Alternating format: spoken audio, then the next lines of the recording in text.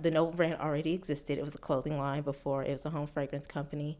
So in 2016, I just was like, you know what? Let's just launch a line of candles. Mm-hmm. Took off. I was like, oh, can I cuss? Oh, yeah, absolutely. Okay, I was like, oh shit. Okay.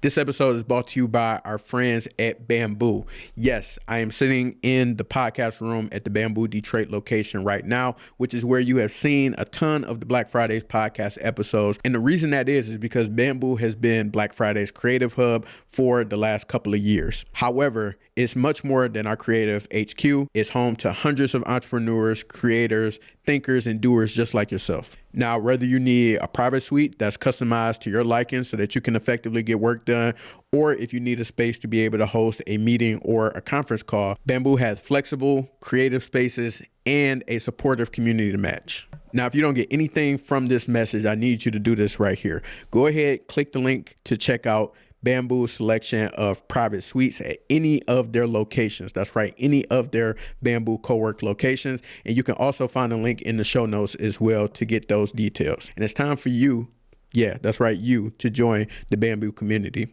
That's it. Time to get into the show.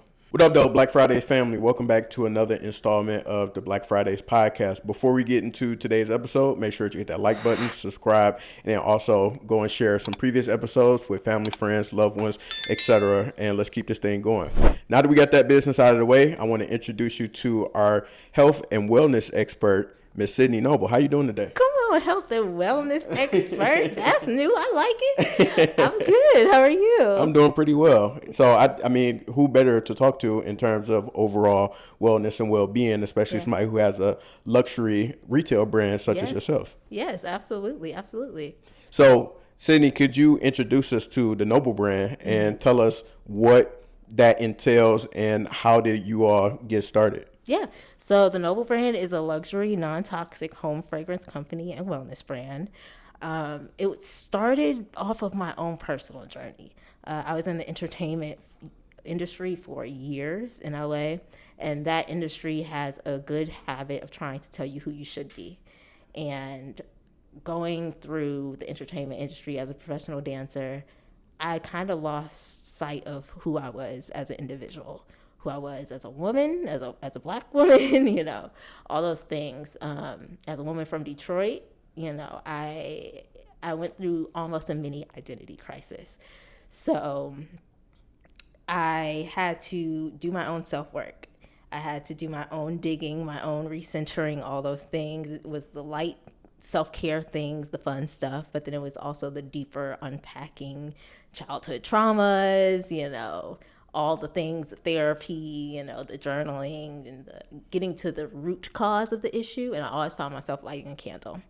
So me being the autistic like person that nerds out about everything and hyperfixates, I was like, ooh, what's the science behind candles? And I was like, what's the real tea? And turns out they're filled with a bunch of toxic ingredients, a bunch of nasty stuff. And I was like, if I'm going to do better for myself, I need to change what I consume, both internally, externally, the people I keep around me. And I was like, okay. So I went on this journey of only burning essential oil candles, wasted my money, terrible. Not because they're bad for you, but because they don't have the same scent throw as I'm used to. You know, I want that strong, highly layered scent profile type of thing, and I couldn't find it. I would burn a candle, couldn't smell a thing, felt like I was wasting my money. So I was like, you know what? I was raised in a family of entrepreneurs. I like making some stuff. I'm crafty, I'm entrepreneurial. My mom always taught me, find something you're passionate about and go full steam ahead. So I was like, you know what? I'm going to fill the gap. I'm going to make something that was missing in the marketplace at the time. And so at the time, the Noble brand already existed. It was a clothing line before it was a home fragrance company. So in 2016, I just was like, you know what? Let's just launch a line of candles. Took off. I was like, oh, can I cuss? Oh, Yeah, absolutely. Okay, I was like, oh shit. Okay. And so I sat with it for a while, and in 2019, God was pulling me to be like, this is where you should be. And so 2019, I completely turned into a home fragrance company. The mission was always the same, to elevate self-care routines through the addition of scent, to empower disenfranchised communities, minorities, because we're not a minority, but society tells us we are. And yeah, so it was all about figuring out what's your noble. Because I feel like we're all royalty in our own right. So what is your definition of noble?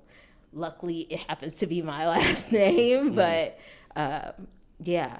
So that's how we started. And it's just been a journey ever since. Yeah. So in terms of the different pivots that you had to take, and speaking of the Noble brand specifically, you had mentioned you started with apparel. What made you switch to doing candles? Like when did that moment come and you knew like, okay, this would be a great opportunity for me to take candles and other goods seriously? Yeah. It was an internal pivot. I've always been connected to God, source, the universe, whatever you believe in. And it was just a strong pull on my heart. And that happened around 2018. I was like going through this time where I was questioning if being an industry-based dancer was for me. I knew I would always dance, but being an industry-based dancer was for me. Like if that's the move I wanted to make. And that was when I really started going heavy in my self-care, heavy in my personal development. And the pivot kind of happened for me. The requests for home fragrance, the requests for my candles, and when are you doing more of that? Can we get your candles at this event? Can we do this? Can we do that? It just kind of fell into place. And the demand for it just kind of took over. So I've been very much so an obedient type of person in my life when it comes to that type of spiritual calling and just like the way my life naturally moves. So I was like, this must be where I'm supposed to be. And like I said, the mission has always been the same. And I felt like from an internal perspective as my personal human being, I just felt like it was more aligned for my mission that I already had versus having clothes, Very dope. Yeah. And I got some more questions for you, of course, about the brand, but I want to introduce you to my favorite part of Black Fridays, which is Freestyle Fridays.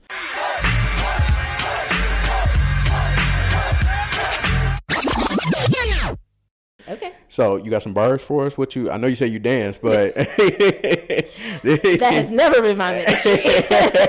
Ever. Ever.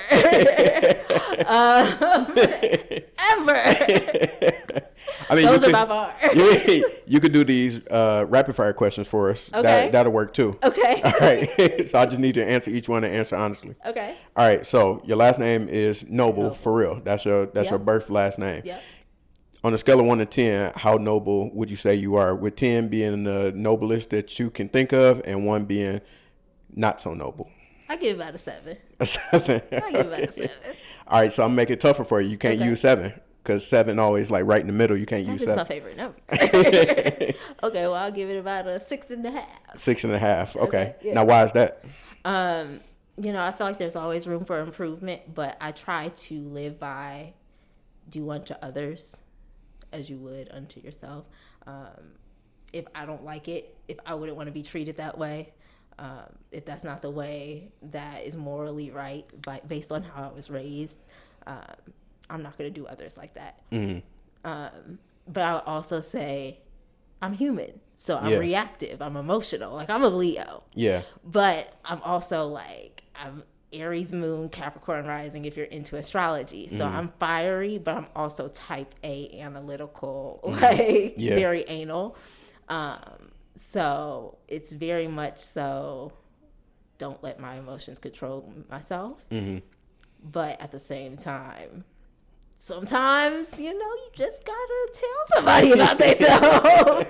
As my mom says, I am my grandfather's child. Okay. Very much so. Right is right, wrong is wrong, and I'm gonna tell you why. Yeah, play in traffic. Don't play with me. Hello. Hello. But at the same time, I'm also very much so. I'll admit when I'm wrong, but you gotta prove to me that I'm wrong. That sounds like some Sagittarius type stuff. Hey, some of my best friends are Sagittarius. There you go. That's I'm a Sagittarius. So Okay, yeah, cool. yeah. So you got good taste Yes. in that regard. I love my fire sign. What would you say? Do you have a favorite product of yours? It's unreleased. Okay, it's unreleased, so you can't let us know just yet. I can tell you what it is. Okay, I'll give you an exclusive. All right, thank you. It's our roll-on perfumes, which are coming later this year. Okay. I have been getting requests like, I love this candle, I love this smell, but I want to wear it. And I had room mists, and those are coming back next month. But I had room mists for some time, and they're like, I want to spray this on my body, I want to spray this on my clothes, but my formula that I was using wasn't skin safe. So, and I'm all about the standards, the regulations, making sure things are used for what they're used for. Yeah. I ain't trying to get sued out here. But yeah, my roll-on perfumes. Nice. Yeah. What's a wellness hack that you can give us? Breath work. I am very big into breath work. Being somebody that is mildly autistic, I easily get overwhelmed. I easily get overstimulated. And coming back to my breath is huge. A simple box breath, breathing in for 4, holding for 4, exhaling for 4, holding for 4. It regulates the heart rate. It brings you back centered. It grounds you a little bit. But breath work is huge in my practice. Yeah. And do you have any songs, albums that you got on repeat right now? Honestly, it's my own playlists. Okay. So I have 5 playlists on Spotify under the Noble Brand account. One for every collection that we have, and they're all 4 hours long, because that's about the time you should burn our candles for. So when the playlist goes off, you blow out the candle. I like this integrated marketing. Yeah. Because I'm really big into sensory experiences. So I want the full sensory shebang. Give me the music, give me the scent, give me the vibes, give it to me. But yeah, so those have been, but I'm into like Cleo Soul, I like Janae Haiko, I like SZA, I like Erykah Badu, Jill Scott, those types all of the good. appropriate vibes. Yeah. That's me. I'm in there. I love it. Yeah. But then I like lo-fi, so like even things without words, just chill. But I'm also somebody that can sit in complete silence for hours. Okay. And no music at all. Okay. No TV, no nothing. Just you. Fine. Yeah. Yeah. Okay. I don't know. I'm not talking about days. It's true. The pandemic did not affect me. Okay. I was like, we chilling. Like, this a vibe. You said vibe. Indoors, say less. Home body. That's what's up. Well, thank you for partaking in Freestyle Fridays. Of course. You passed successfully. My version. So I don't got no bars. No. If you love your business like you say you do, and you want to protect that brand that you spent so much time creating, I need you to do one thing for me. Get your paperwork in order. And I already know what you're going to say. I don't have enough money to pay for a lawyer. I don't have time to deal with that. Well, listen, I got just the thing for you. Hold on. I promise. I got you. Don't even worry about it. The law office of Beverly Bill has you covered because they have on-demand, easy-to-use contract templates that you can leverage for your small business, for your content creator journey, and being an entrepreneur in general. The templates are easy to use, they're affordable, and they're created by someone who is not only a lawyer, but also a content creator themselves. What more could you ask for? So if you're really about getting to the bag, getting to these opportunities, and solidifying your brand and your business, make sure that you visit www.beverlybilllaw.com. Once again, that's www.beverlybilllaw.com. Hit the link right here and in the show notes. Tell them that Black Friday's podcast sent you. With that being said, Let's get back into the episode. And I wanted to ask you in terms of your journey with the Noble brand. Mm-hmm. So you have a grand opening of your store that's happening this weekend when this episode airs. So could you tell us what led you to this journey of actually investing your time and your energy into a brick and mortar, especially at a time where people say or are trying to get rid of, quote unquote, their brick and mortars or kind of go against it? Yeah. Honestly, I feel like the first thing that comes to mind is like this quote, and it's so simple. Like, you ask God for something or you dream of something and God's like, nah, bigger. Mm-hmm. You know, I'm very big into manifestation, but also putting in the work. But for me, my dream was to have a mobile candle truck, not even a permanent brick and mortar. And the minute I started moving towards that, things just started falling into place. And sooner than I expected, you know. I feel like in every blessing I get, I feel like I'm not ready for it, but I just have that blind faith, borderline delusional faith, a little bit delulu. But like, my faith is just so strong, and I think that comes from my chronic illness journey, you know, and almost dying, literally almost dying, and God pulling me through that. And so me losing my ability to dance and not knowing like what's next for me or all those things just led me to this blind faith, and things just fell into place. The space was available before I felt like I was ready, but I'm also that person of, like, my mom raised me to be like, what do you want? Because I've always been a good kid, but what do you want? But you have to do the work. So you have to tell me, you have to do the research, where to get it, how much it costs, where's the place, how do I get there? Like, it's always been do the footwork and then I got you to make it happen. And I got you. So once it became, I was an adult, even before I was ready, it was like I was going to open houses at these mansions when I was living in LA just to manifest, or going to dealerships to test drive cars just because I could, you know. So I went into the Grand River workplace space just like, this is what I want to do. I don't know when I want to do it, but this is what I want to do. And they're like, we're ready for you now. Like the person, Janice, who was the manager before Tommy, she was like, I've bought your products before.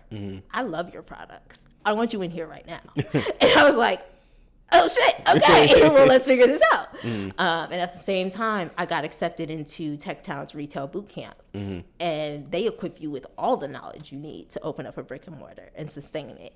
And I was like, okay, things are happening right now. And so I was like, and it was happening too easily. I was able to negotiate my lease. Like, that doesn't happen often. I was able to do all these things that just kind of fell into place, and God was just aligning things. And I was like, well, be obedient, follow it. And if it works out, great. If it doesn't, then, but you won't know until you try. Yeah. That's how I live my life. And so, yeah, that's how it happened. Yeah. And I've seen that via social media that you have curated spaces before that obviously weren't your own because you didn't have like a headquarters or anything like that, and now you're working towards that. But this isn't like your first rodeo in terms of curating the space and making those things happen. So how has that experience helped you in being able to build out your space that you're going to have? Huge. It's helped me immensely. I have always been the type of person of like, don't wait for somebody else to tell me I can or can't do something. Like, I used to paint all the time, and at one point I was applying to art shows and all these things, and I would get into some and I wasn't getting into others, and I was like, you know what, I'm gonna throw my own art show, one-on-one art show in LA, why not? And I filled this place out, over 100 pieces of art. And like, I would apply to, when I was a dancer, I would apply to like do like the choreographer showcases like Carnival and all these other Jeté. And if I wouldn't get in, I'm like, okay, well, I'm going to create my own show. I've always been that type of person. Like, you can't tell me I can't do something. Yeah. I'll build it myself, and I don't care if 5 people come, if 100 people come, I'm going to build it myself, because the right people are going to find it. The right people are going to be there that need to be there. So when I built this business, it's been the same attitude. But coming back to Detroit after living in LA, it was really find your community. So I just started throwing events and just being me. Like, this is my brand. This is who I am. Invite the world. The people that show up are the people that's meant to be there. And so now having this space, it was almost a precursor to this space, because now I have an arsenal of people, and I'm like, I'm here. My grand opening is already at, I think, over 150 attendees. Oh, man. And the space, like the physical store, can maybe hold about 25, 30 people standing. Yeah. So we have the entire building. It's going to be block party style. Okay. But it's really been the pre-work, all the events and things that I've done prior to that have built the foundation, Yeah. As far as the grand opening goes, if you could talk to the people and let them know if they're interested in pulling up, what they can expect with that. Yeah, so the grand opening, like I said, is going to be block party style. We're going to have a DJ, DJ Cashley. We are going to have the lobster food truck there. Lori, Lady L Tats is going to be there, my big sis. We are going to have a matcha bar, a mocktail bar. Am I missing anything? Oh, I'm going to have a live engraver on site. Yes. Wow. So with your candle purchase or any purchase, actually, you can get your item customized complimentary. I've paid for that on the front end. So you come in, buy a candle, buy a discovery set, buy a box of incense. You can have it customized with engraving. If it's something that can't be engraved, she can paint it. She can do some calligraphy on it. But yeah, it's going to be a good time. We're going to have some outdoor games happening. If you participate in them games, you might have a chance to win some prizes, some discounts, some free items, free orders maybe. But yeah. So it's a whole situation. It's a whole situation. It's a vibe. It's an experience. Literally a block party. Absolutely. If we going to do it, we going to do it. That's something my grandma taught me. For sure. Like, we ain't going to half-ass nothing. Right. If you going to do it, you going to do it right. Give them the location and the time and all that good stuff. It is and Sunday, the date. June 8th, 12 to 4 at 19120 Grand River, Detroit, Michigan, 48223. Perfect. Yeah. Now, I'm glad that you have brought up the different aspects of the grand opening event, because part of this show and the reason why I like to have guests on is to break down the business aspect of what it is that they do. So if you could give us a behind the scenes look as to how what's the business aspect of the Noble brand, and how do you either, like, I don't know if you're whipping up the candles in the scents all on your own, or if you have a manufacturer, do people help you? How do you kind of source those things and pay for it? Like all that stuff. Like how could you give us a peek behind the curtain on how you make it come to life? Absolutely. So for a long time, I was a one-woman team.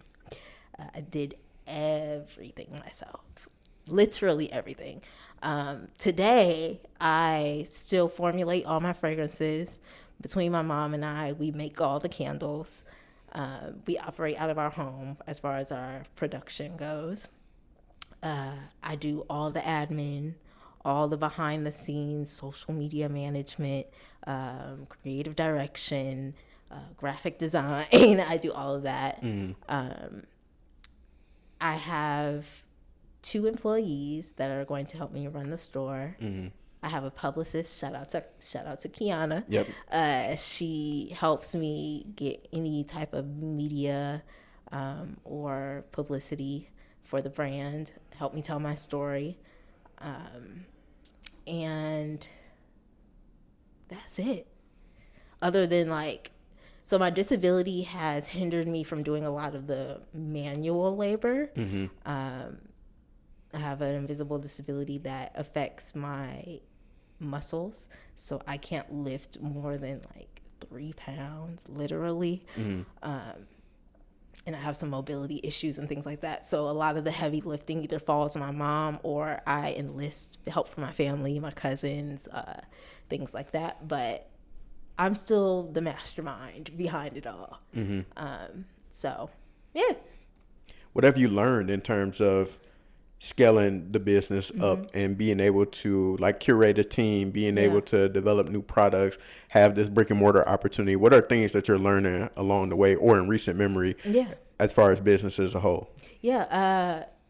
It's cool because I feel like all phases of my life have converged to this moment. I went to school for digital photography, and they taught me everything about graphic design. They taught me everything about content creation before content creation was a thing. And my dance background has taught me everything about perseverance and things like that. Being raised in a family full of female entrepreneurs, I never saw a 9 to 5 job. I was a manager and a trainer at Mod Pizza before Mod Pizza came to Michigan, out in California. So I learned how to lead teams, how to teach people in ways that worked for them. So learning, oh, you're a visual learner, so I know this is how you operate. Oh, you're somebody that responds to audible stimuli. Okay, I know this is how you operate. So all these different areas of my life have led me to this moment. So I'm at this place where I'm learning how to be a leader in a whole new light, and how to ask for help and get out of that mindset of you have to do it all. Yeah. And having a chronic illness forced me to do that, because I was bedridden for a year, and I literally I couldn't do this. I couldn't sit up on my couch. I couldn't hold my head up.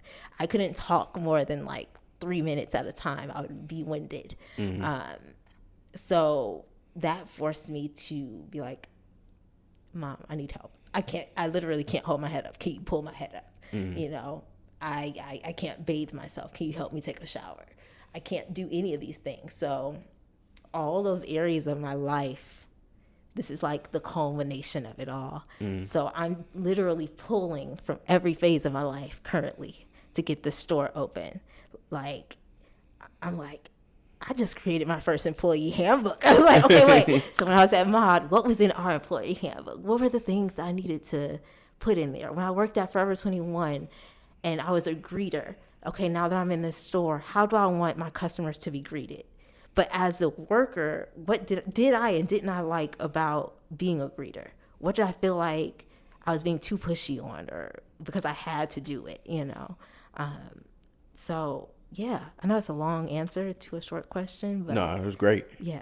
That was great. Okay. Can you take me back to the period where you ended up coming down with your chronic illness, Yeah. and what was that like for you at that period in time? Because I know you said you were in LA, you're doing your thing, you're dancing, getting opportunities there, and for that period of time, it seemed like that might have, you know, been your path to wherever you were heading. But take me back to that time when things started to change. Yeah. So this all happened or started happening in 2019. I literally pivoted the business to a home fragrance company in February. And right after I did that, I told myself, oh, I'm going to take a few months to a year off of dance and just go all in on this and see where it takes me. My birthday's in August. By September, I started to feel fatigued. Like my mom would call me and I would be in bed. She would call me the next day and I was still in bed. And she was like, something's wrong. Because I've always been that person. I'm not sitting on my ass. Like, I'm going to get up and I'm going to hustle. I'm going to do what needs to be done. I did not like sitting still. And so she was like, make an appointment with your primary care because this is not you. Something is wrong. You're in bed too long. And by December, I had lost 40 pounds of muscle mass. I could no longer climb a flight of stairs. I was having heart palpitations, and my body was just slowly decompensating. So I had my appointment in January, got blood work drawn up, and they're like, you have signs of an autoimmune disease. And they referred me to a rheumatologist, and the first rheumatologist I saw, like everything was just God just moving. Because the first rheumatologist I saw, she was like, "You have scleroderma," and I know this because this is what I studied at UCLA. I specifically studied this disease, and this disease is known to be a rare disease. And everybody that I know in the scleroderma community have gone years before getting a proper diagnosis. I went 2 months, and I was properly diagnosed within 2 months. And oh God, I'm getting emotional. But yeah, I was properly diagnosed within 2 months, and she was like, "This is going to be life altering. This is something that's not curable. Life's gonna look different, so you're gonna have to rewrite your story, basically." So my mom, she came out to LA, and we kind of figured out. At the time, I was still somewhat able-bodied. Flights of stairs were challenges. Too much physical labor was a challenge, but I could still dress myself. I could still do all the things. At one point, my body was just like, nah. And I slowly decompensated some more until the point where this was January. So what month was that the pandemic hit? March? March, yep. Yep. So January, my immune system was so weak. I was still physically able to do things, but my immune system was so weak. They're like, you kind of have to quarantine because if you get a cold, you're going to end up in the hospital. So I was quarantining before COVID even happened. Yeah. So I was literally isolated from the world I did not leave my apartment for over a year. And I lived by myself. No human interaction for over a year. This is California or Michigan? This is California. Okay. In that time, I decompensated some more. I continued to drop weight. I think my lowest weight was like 103. Healthy, I was like 165, all muscle solid. So I dropped weight. I was skin and bones. And so my mom came back out, and what was supposed to be, by this time it was, 2020 at this point? What was supposed to be a 2-week visit turned into a year and a half of her not leaving. She had to cancel her flight. At this point, I developed pulmonary hypertension and polymyositis, which is an attack on your muscles. And so my doctors, bedside manner, they were like, they're never going to tell you you're dying. But they whispered to my mom one day, it's like, she's dying. And so it was a lot of like my mom leaving the house to call the insurance company to cuss people out because healthcare in America sucks. They don't want to give you the treatment. They don't want to approve you for things. And so all at this time, I'm still running my business.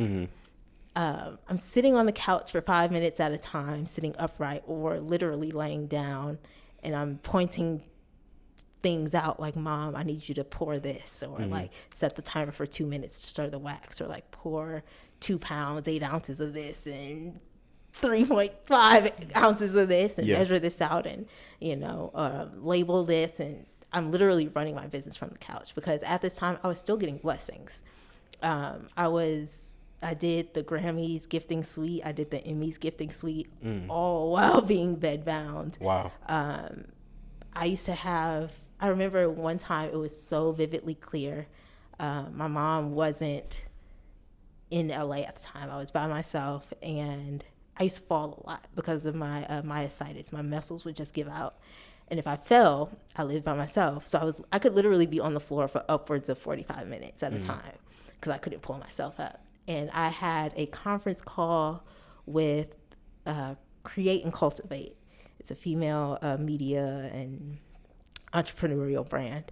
And they were highlighting Black women-owned businesses. And it was a live Zoom. It was like a huge opportunity for me at the time. And 10 minutes before the meeting, I fell. And I'm like, fuck. Nobody's here to get me up.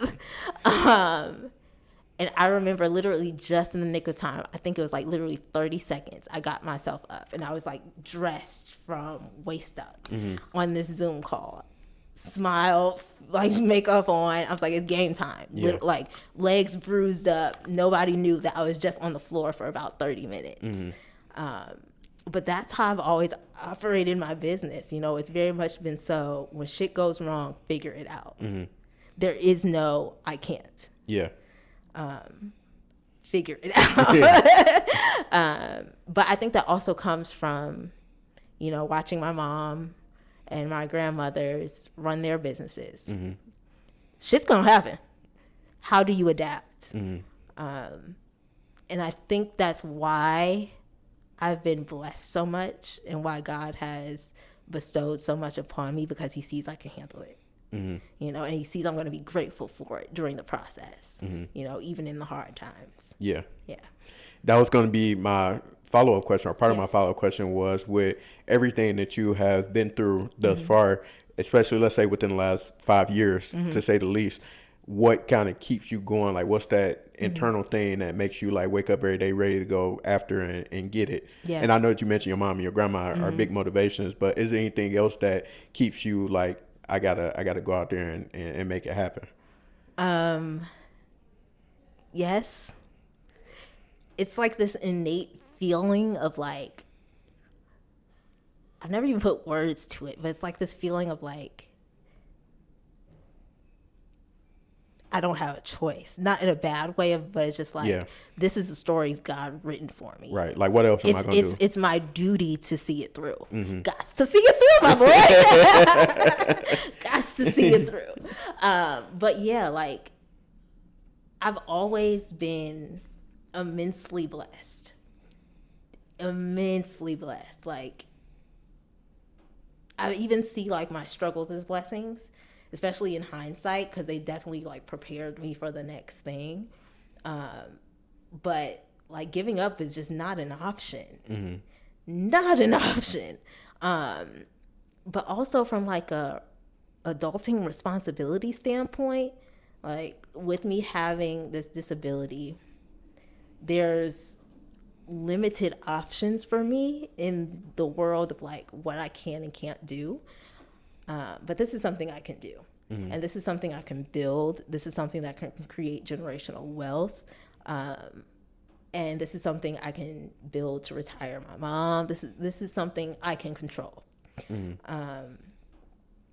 Yeah, so it's like if God's continuing to push me down this road, if God is going to continue to rain the blessings, who am I to say that's not for me or I can't? Right. Because God's going to prove to me that I can every single time. Yep. Yeah. It has. It has. Yeah.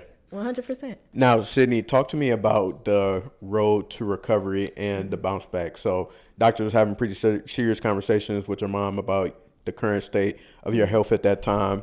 However, you were able to bounce back and be able to get back on that road of recovery. What did that process look like from them saying like, hey, she's dying, we don't really know kind of what's going on, for you to be able to make it back home and then start to build your lifestyle from there? Yeah. It was not linear.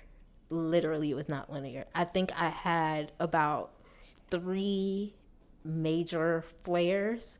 Like I would do good and then I would decompensate. Then I would do good, then I would decompensate. But in every one of those flares, I was constantly doing the work, constantly pushing myself, finding my limits, in a healthy way.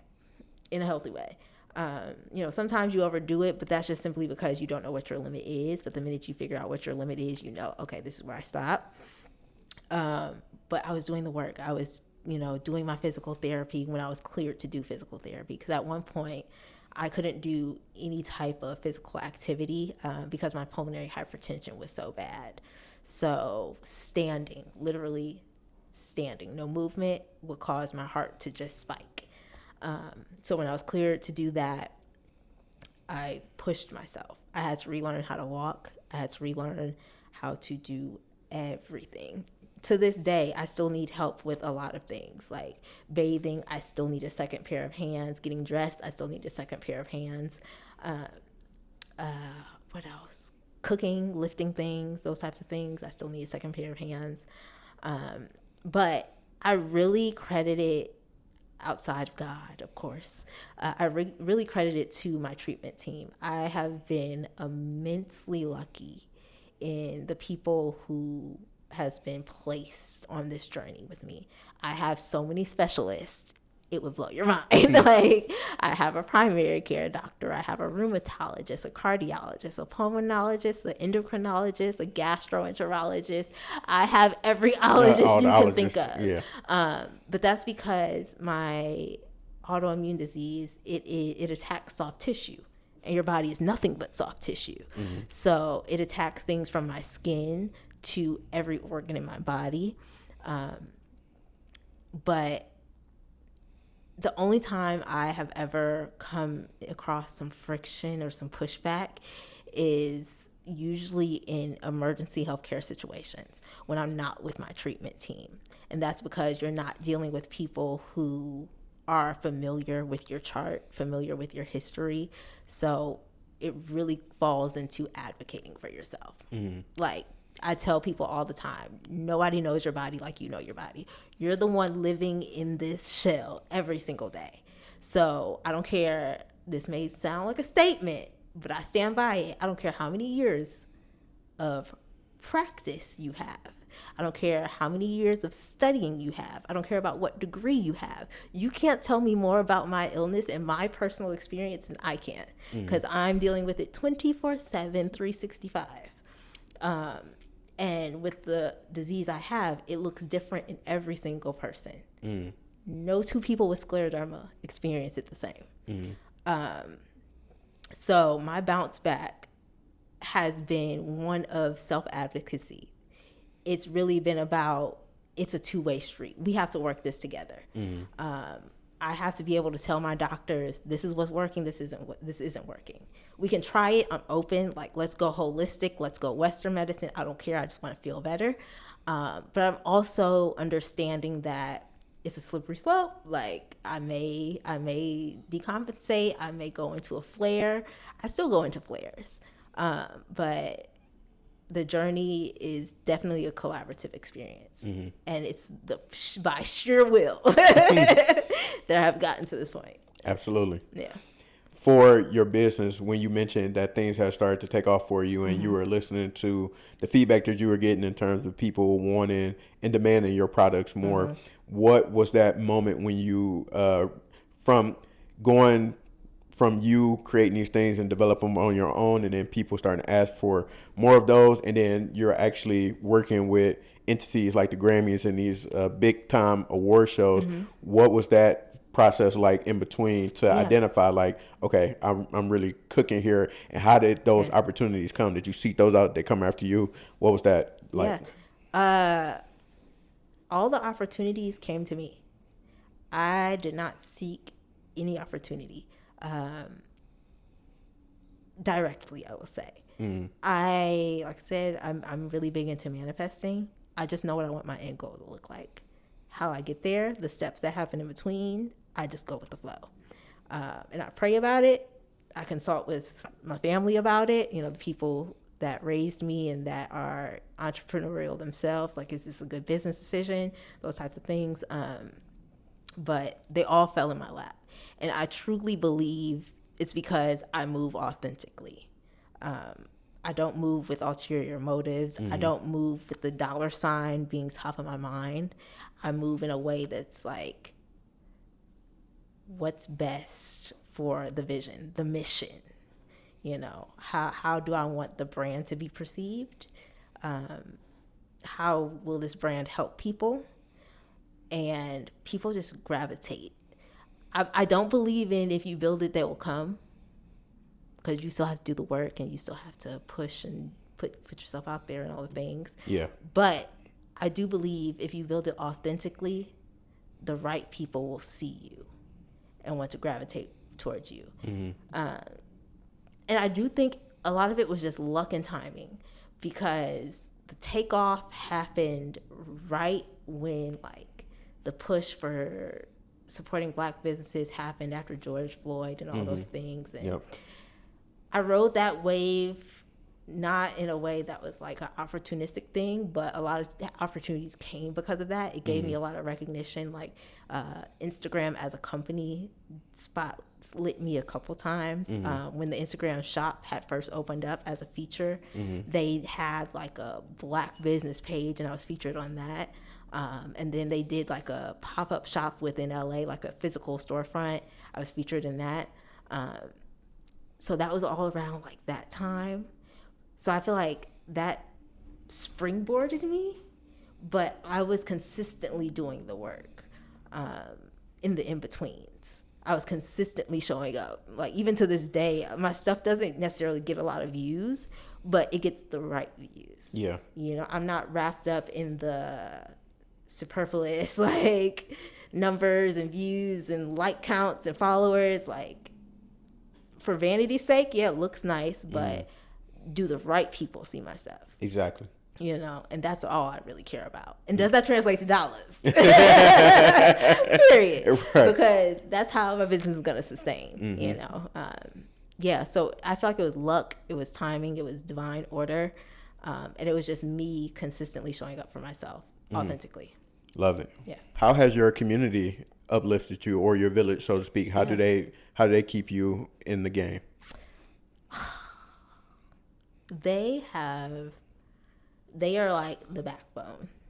They are the backbone. And it's so cool because, you know, different people fulfill different needs in my life, even needs that I didn't know I had. Some people understand me from my artsy-fartsy, like, you know, spiritual side. Some people understand me from, like, my mental, like, cerebral, you know, side. Some people are just like, I've been with you from the beginning. Like, I have friends literally since 3 years old. One of my closest friends, we've been friends since daycare. One of my best friends, we've been friends since first grade. Like, I got long-term friends. Yeah. And they just rock with me because of who I am.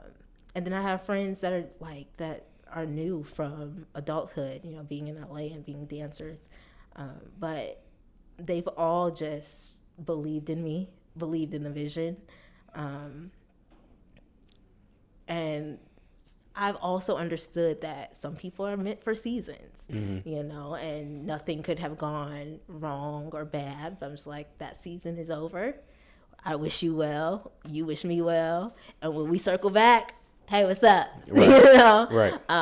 And when we circle back, we still check in, and there's still a genuine care. So I even have those people, and I still consider them part of a village, you know, that I haven't talked to in years. But I know if I talk to you today, it's still love. It's still love. So I literally just take people for however they want to show up in my life. I don't expect anything. I just take you as you come, and I'm appreciative for however you show up in my life. And, you know, me going through my chronic illness worst during COVID taught me that. Because, and I also learned that sometimes it's not that people don't care. They just don't have the tools to show up for you in that moment, right, or don't know how. Right. And, you know, going through chronic illness will definitely teach you that. You know, going through a disability or living with a disability will definitely teach you that, especially when you were once able-bodied. Some people just don't know what to say, what to do. But some people, I love the people that can just like show up and literally just sit with you and like, hey, I'm here. Yeah. You know, and I have a lot of those in my village. Yeah. Like, don't treat me different. Yeah. Like, just, you know, treat me as a person, treat me as the homie. Yeah. Like, yeah. Yeah. Yeah, I have a lot of those. And you had mentioned like the pandemic helps you put a lot of things into perspective. And I think that's definitely true, because obviously the world literally got shut down. And then on top of, I can only imagine the things that you were dealing with at the exact same time as that was happening. So when you are able to be on the other side of it, like sometimes I look back and I just like, dang, we went through 2020. That was a crazy time. Like that was a very crazy time. But it puts things once again in perspective, because unfortunately, you know, we lost people during that time. People ended up dealing with circumstances that they still, you know, carry with them to this day.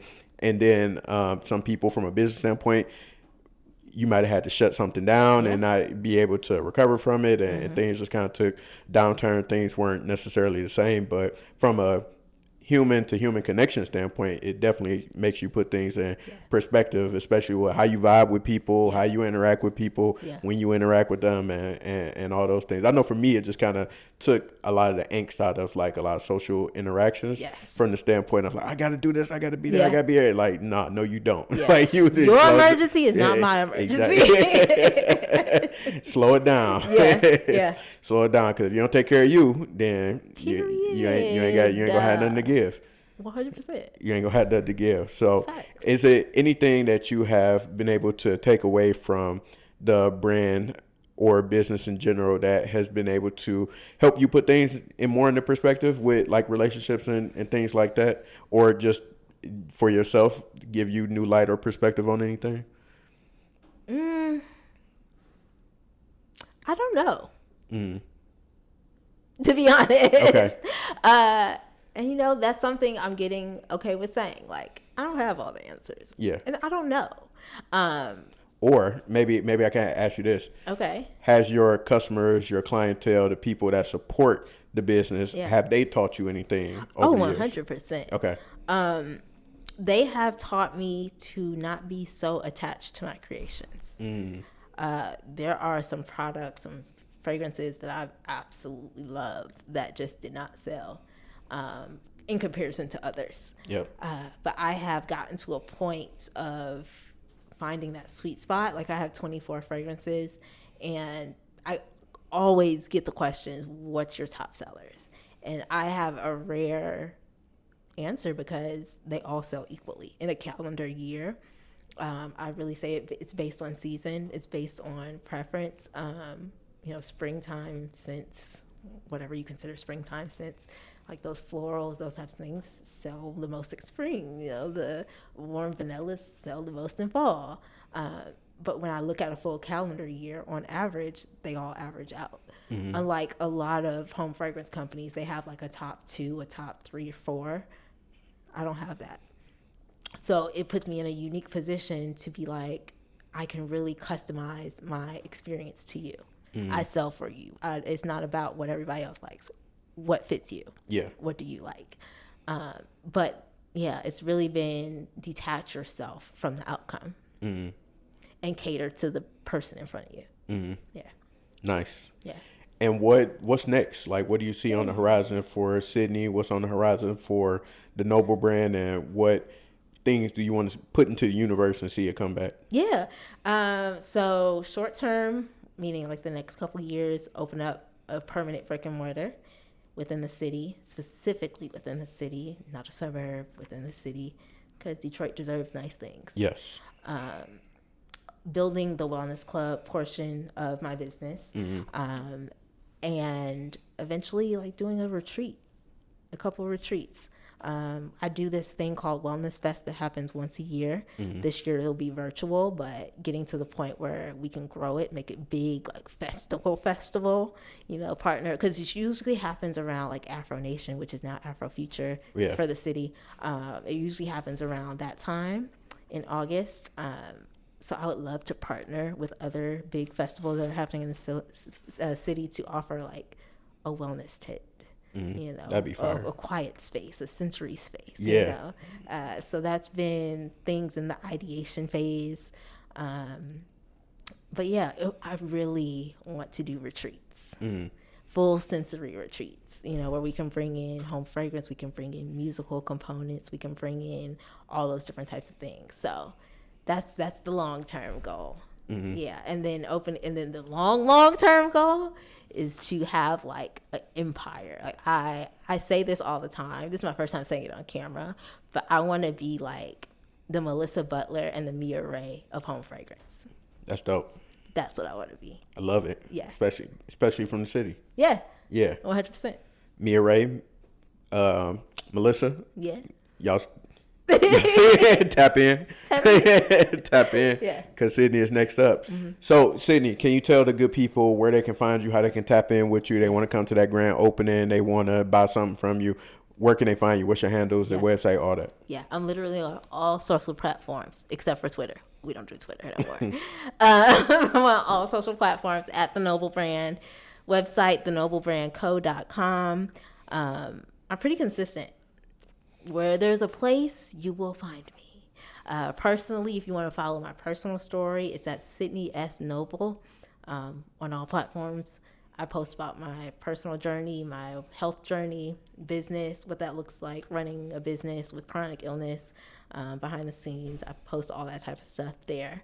But yeah, that's where you can find me. So, Yeah. do you have any words of encouragement for people who might be interested in getting in your space or listening to this, watching this, and getting inspiration from your story, motivation from your story or this conversation? Do you have any words of encouragement for them to pursue that thing? Yeah, whatever your thing is, keep going, be authentically you, and figure out what your challenges can teach you. How can your challenges make you a better person? How can you pivot and find a new way to look at a situation, perceive a situation, because it'll definitely help you in your growth and in your journey. I feel like there's no such thing, to me, there's no such thing as a no. It's just a not yet, especially if it's divine. Like, I've got so many no's before, but they were really just not yet. So what's meant for you, I know this is always the saying, but I truly believe what's meant for you will not pass you. It may pass you for a period of time, but it's like, okay, why am I not prepared for it? It's really just that. You're not prepared for it. Or, God's just protecting you from something else in this current time. But when it's ready for you and when you're ready for it, it'll land in your lap. Fire. Yeah. Fire. That's a great way to kind of wrap things up. Yeah. Because definitely appreciate you being here today. I appreciate you for having me. Absolutely. And sharing your story and your background with us. I think that is very encouraging and love to see how you've been able to, no matter what challenge has come in front of you, been able to take it in stride and be able to use that as leverage for the next thing, whether it's motivation or just to say, all right, I got to pivot. I got to try something else and I got to do it a different way. But I'm going out and I'm going to still get it. So definitely appreciate your perseverance and your inspiration to us all today. Thank you. Absolutely. And everybody watching, listening, make sure that y'all tap in with future episodes and we're going to talk to y'all soon. Peace.